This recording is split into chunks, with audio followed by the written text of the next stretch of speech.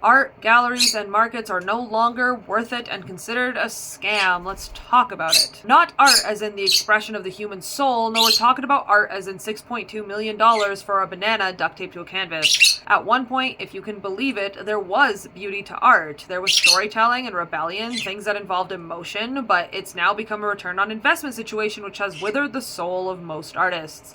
Because what's the point of painting a beautiful landscape when you can create asset class number 43, blue square with a sad face? Artwork has lost the plot about speaking to the soul and more about speaking to offshore accountants.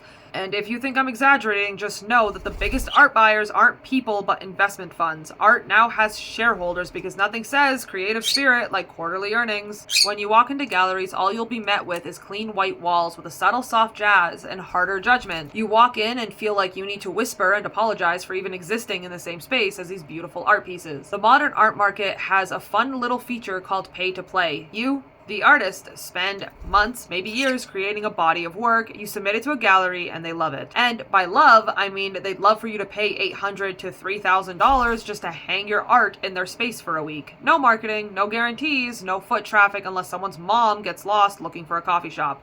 It's like renting a hotel room, but instead of sleeping there, you just leave your self-worth on the wall and hope someone tips. Of course, they'll tell you the real value is exposure. Ah, yes, exposure. The universal currency that pays rent, buys groceries, and makes you feel validated until about a Tuesday afternoon. Let's clarify something. When a gallery says, we can pay you, but it'll be great exposure, what they actually mean is, we're not going to market the show at all, but if someone stumbles in drunk, you might get a like on Instagram. Exposure is not a business model. It's a distraction. And worse, it's a tool used to convince emerging artists that their time, labor, and materials should be donated to a system that only rewards them if it's profitable for someone else. Galleries were all about connecting artists with patrons, but now they're more like a luxury showroom for rich people who need something nonverbal to flex with. They take up to 50% in sales, which sounds like theft until you remember they also charge the artist to show their work there in the first place. Imagine being a chef, paying a restaurant to cook your dish, and then getting half the money if someone eats it. No, it isn't exploitation, it's representation. It's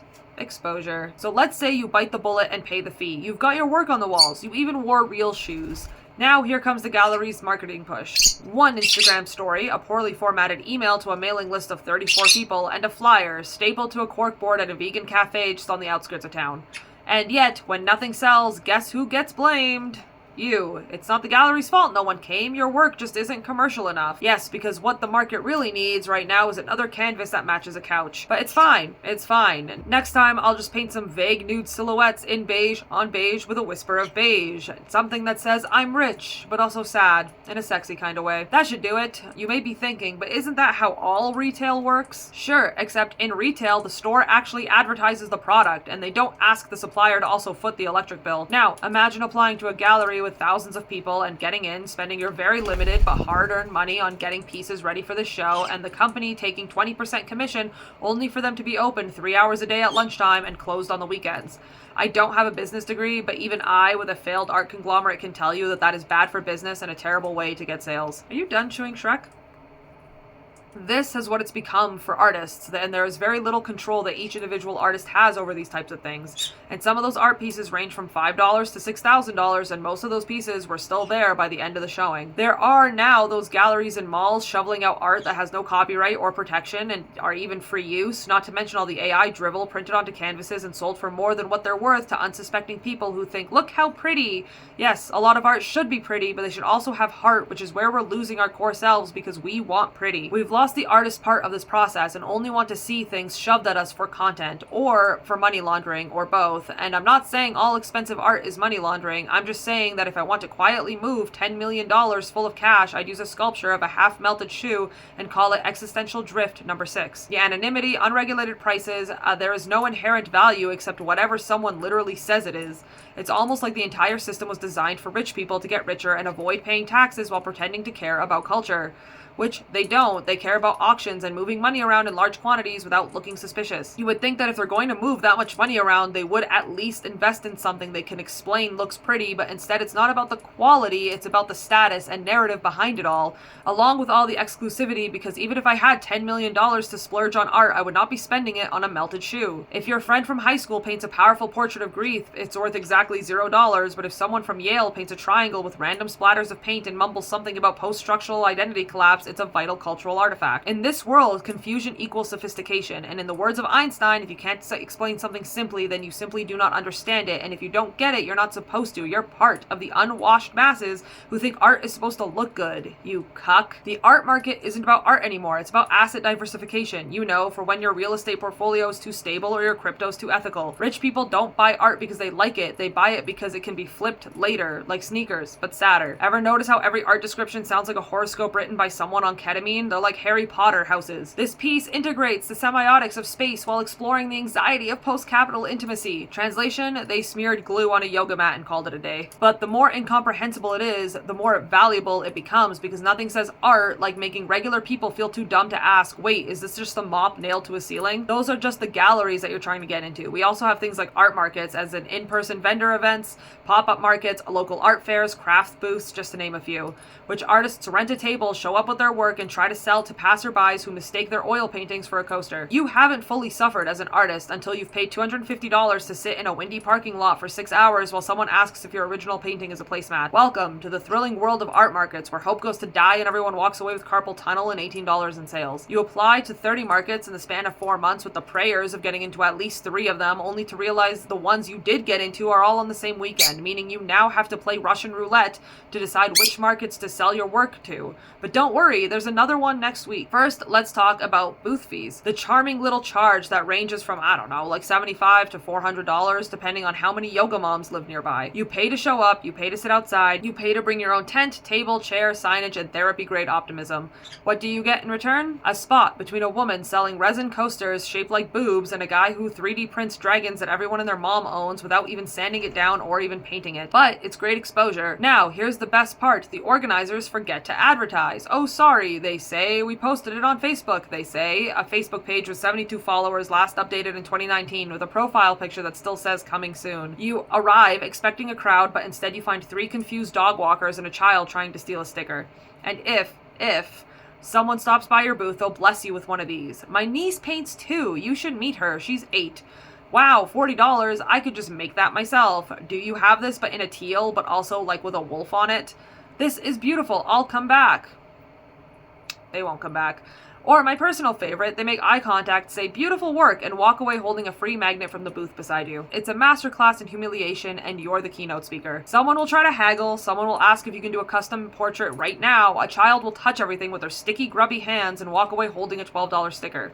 It's fine, it's fine. You'll smile and say no worries, but you will die inside. You make small talk with other artists, everyone's tired, everyone's doing mental math to see if they've at least made their booth fee back. No one has. There's a candle vendor who's thriving somehow. There's a person reselling AliExpress nails and calling them hand-painted. There's a man selling screen-printed shirts that say support local art while undercutting everyone by 80%. You'll all nod knowingly at each other. This is an unspoken war zone of the independent creative markets. Art markets are a lot like gambling, except the house always wins and you're the house and the loser all at the same time. You'll spend your days prepping, packaging prints, pricing items, building displays that don't collapse in the wind, and then you sit and smile and wither away. You might sell one thing, you might sell nothing, but you will go home with sunburn, existential dread, and a tote bag full of unsold dreams. Excuse you. Now, here's the kicker. We keep doing them because maybe this time there'll be a good crowd. Maybe this time someone won't ask if your watercolor is a greeting card. Maybe someone will actually buy something without saying, do you do discounts for exposure? And honestly, sometimes it's worth it. Not for the sales, not for the money, but for the 5 seconds when someone looks at your work and says, this is amazing, I love this. Then they leave without buying it. But hey, validation is free. Everything else costs $150 and a foldable tent. We'll also take a moment to talk about the organizers, those mythical beings who take your booth fee and in return offer confusion. You'd think after charging $100 a spot, there'd be a plan. You'd think there'd be maps, schedules, advertising. You'd think someone would know what's going on, but you'd be wrong. The marketing strategy, just like for galleries, goes the same. One Instagram story with a blurry photo from last year's event, a Facebook post that's obviously misspelled, and maybe a flyer taped to the lamppost behind a dumpster near the venue. If you ask about marketing, they'll say it's a grassroots thing. We're counting on the artists to help spread the word. Ah, yes, so after paying to be here, you also have to promote. But don't worry, the exposure you give the event will come back to you in the form of an email list they'll use to charge you again next year. Let's not forget about the amount of time spent on creating new products or ordering supplies, but that's a you thing. Artists have to front load all the work, ordering supplies, prepping inventory, packaging, pricing, and panicking all before the market even starts, only for the event to fall apart because of poor planning. You don't just roll up the day of with a few doodles and a winning smile. You start weeks in advance, months even, because you order prints, you run out of prints, and then you reorder prints and pay extra for express shipping because the first batch arrived bent like spaghetti. You buy bags, business cards, and table signs. You price every item with love and mild existential dread. You build displays out of whatever materials Michaels has on sale that week. You iron your tablecloth like it's going to be judged by Martha Stewart herself. You spend hours tagging and packaging your art, each piece lovingly sealed in plastic sleeves you had to buy in bulk because heaven forbid they sell them in a normal quantity. And let's not forget square readers, batteries, backup batteries, sunscreen, a fan, snacks, tape, even more tape, scissors, table weights, emergency zip ties, and a foldable chair that will betray you at hour 5. All of this just to exist at the market. You arrive at 7 a.m., you're sleep deprived, over-caffeinated, and possibly crying. You ask where your assigned space is, and they shrug and say, oh, we're doing an open setup today. Just grab a spot. Which is like saying, good luck, gladiator, may the least anxious vendor win. There's no signage, no one knows when it starts, half the vendors aren't even artists, one guy is selling pre-sliced soap and the other is just blasting EDM from a Bluetooth speaker for no reason, and the event map is a PDF made in Microsoft Paint. And marketing? Again, non-existent. Despite your week's worth of prep, you're now 3 hours in, and the only person who stopped at your table is a woman asking if you do pet portraits in ballpoint pen, like on the spot. No, Linda. No, I don't. Eventually, you're told to just find an open spot, so you wedge yourself between the guy selling herbal dog treats and a woman crocheting profanity. Here's the best part, though. The event was marketed as an artisan fair, curated, classy, and full of original creators. In reality, you're surrounded by one person reselling AliExpress stuff like nails or jewelry, multiple tables selling 3D printed garbage found for free on printables.com, a person selling very clearly made AI slop, and a table selling prepackaged cookie dough for a cause, which is technically not against the rules because there are no rules, just vibes, and somehow you're the one worried about looking unprofessional. Even if the event is outdoors, which I never do anymore, they'll mention that there's a rain plan. What that means is we'll pretend there's a plan, but we're actually just hoping it doesn't rain. No tents are provided, no shelter, no communication until the morning of the event when you get an email at 6:57 a.m. that says, due to unforeseen weather, today's market is canceled, no refunds, see you next year. So to recap through all of this, you planned, you prepped, you paid, you showed up early, and you smiled through the pain. And the event was planned with the strategic foresight of a toddler with finger paint.